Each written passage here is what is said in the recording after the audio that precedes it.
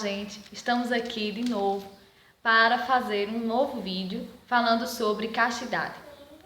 O que é castidade? Por que é que a igreja nos ensina a vivermos a castidade, né? E aí nós vamos ler 1 Coríntios capítulo 6, versículo 18 seguintes, onde começa assim: fugir da fornicação, porque qualquer outro pecado que o homem comete é fora do corpo, porém o injusto peca contra o seu próprio corpo. Ou não sabeis que o seu corpo é templo do Espírito Santo, a qual foi dado por Deus, né? E que já não vos pertenceis, porque foi comprado por um grande preço. Por isso, glorificai a Deus com o seu corpo. Então, isso é diante disso que a igreja nos ensina a viver a castidade. Mas o que é a castidade? A castidade é o quê? Você não viver o sexo nem antes e nem fora do casamento. Ou seja, abster-se de sexo até o casamento e, durante o casamento, ser fiel ao seu cônjuge. Nossa, como você é careta, você ainda pensa dessa forma? Penso sim, não tenho vergonha de dizer. Por quê? Porque eu sigo o que a igreja ensina, o que Deus pede, que permanece o mesmo, não como a sociedade que muda a cada milênio, né, suas convicções. Então, a igreja nos ensina a vivermos a castidade. É algo difícil, parece impossível, mas não é impossível. É acreditando nisso, acreditando que o verdadeiro amor espera, que eu e muitos outros jovens continuamos com esse princípio, né? Então, o que podemos ver é que o inimigo tem feito da sexualidade algo profano, como se não fosse algo divino, mas é divino. A igreja não é contra o sexo. A igreja é contra viver o sexo de maneira errada, de forma errada, no tempo errado, né? Por quê? A sexualidade é algo divino. Foi por meio da sexualidade que Deus deu ao homem a possibilidade de criar um novo ser, algo que só Deus tinha. E por ser uma criação, um novo ser que poderá vir a surgir, tinha que ser algo prazeroso, né? Mas hoje o mundo vem tornando isso como se fosse meramente uma forma de prazer, um prazer carnal. E aí as pessoas se perdem nessa liberdade de que eu sou dono do meu corpo, eu faço o que quiser com ele.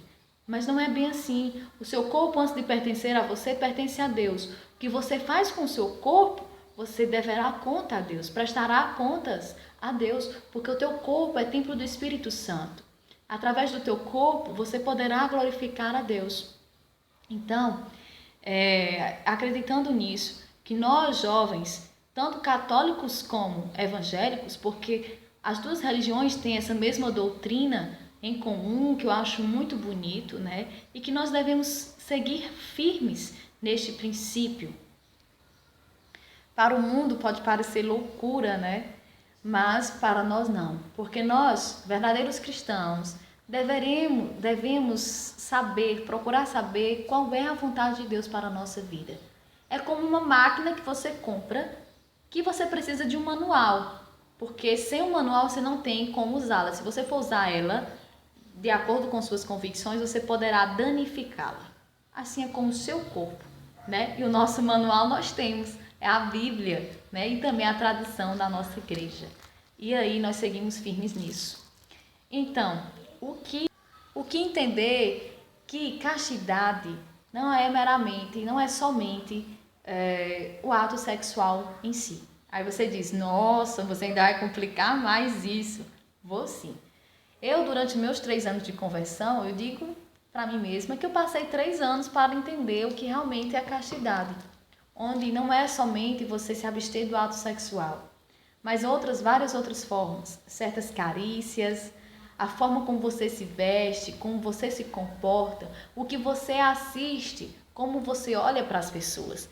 É algo bem amplo. E aí você diz, nossa, como é complicado. É complicado, mas não é impossível. Nós vemos pelo testemunho dos santos que eram pessoas que levavam muito a sério isso, porque sabiam que isso era agradável aos olhos de Deus. Como a história que nós sabemos de São Tomás de Aquino, que é um pouco engraçada, mas é edificante. Onde ele foi preso numa cela com uma prostituta para tentar tirar a virgindade dele, né? Como ele foi perseguido, nós também somos perseguidos por isso.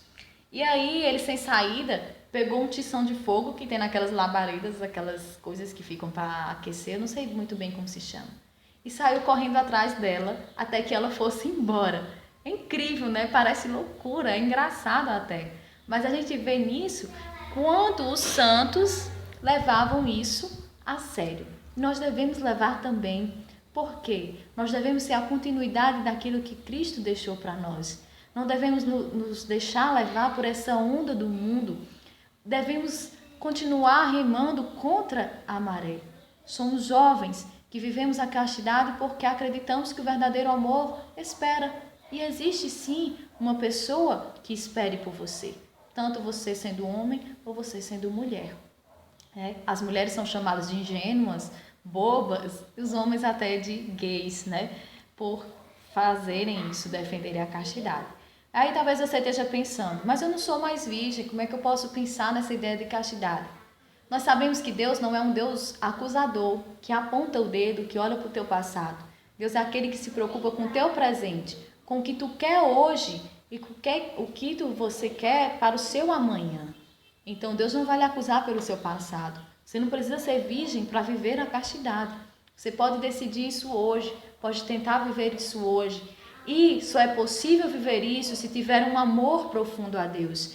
Vida de oração, lutar sempre contra as tentações. Porque é difícil porque você luta contra o teu próprio corpo, mas é nisso que você vê o quanto você é capaz, o quanto você é forte. Só é possível viver isso tendo amor profundo a Deus. Mas é acreditando nisso que nós vamos seguindo, remando contra a maré, sendo perseguidos, zombados, outras pessoas zombam da gente. E aí? Eu estou aqui nesse mundo para agradar a Deus e não as pessoas. Amém?